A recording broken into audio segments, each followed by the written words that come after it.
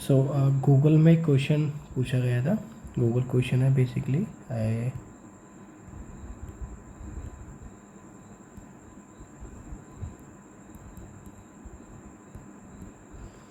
कि आपको एक स्ट्रिंग गिवन है, let's suppose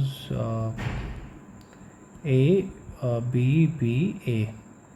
so we have to find out the number of substrings consisting of same characters, like this. A is one of the string, B is one of the string, again B is one of the string, A is one of the string, then double B is one of the string. So answer is 5 for this particular example. And in same way, second example we have B B C B B. So we will have B, we have B, we have C, then we have B, then we have B. Same way we have B B C, then we have B B. So जैसे कि हम देख सकते हैं कि substrings हैं, same character है।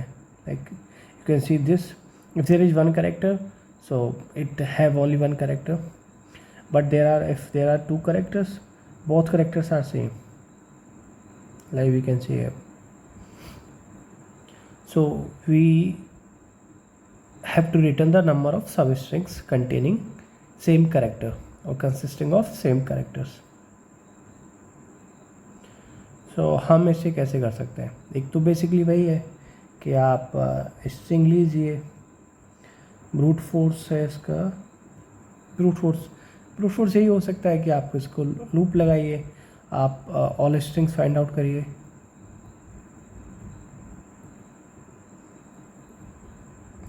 जिसकी टाइम कॉम्प्लेक्सिटी होगी n², एंड देन ट्रैवर्स करिए।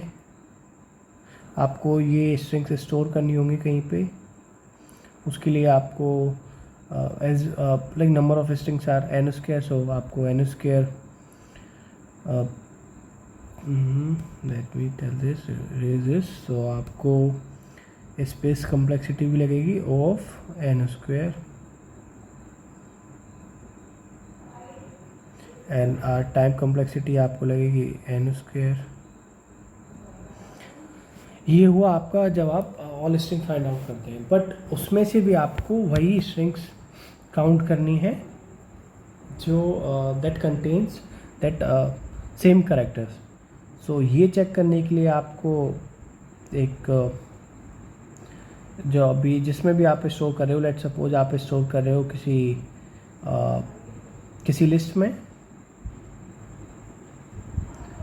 ऑल सब स्ट्रिंग्स, आपको ट्रैवर्स करना होगा। उसके लिए क्योंकि लेंथ आपकी ON² है, सो ON² आपको लगेगा to traverse and multiply by, आपको चेक करना होगा कि स्ट्रिंग एक कंटेन सेम करेक्टर और नॉट। तो इसके लिए आपको लगेगा O ऑफ n।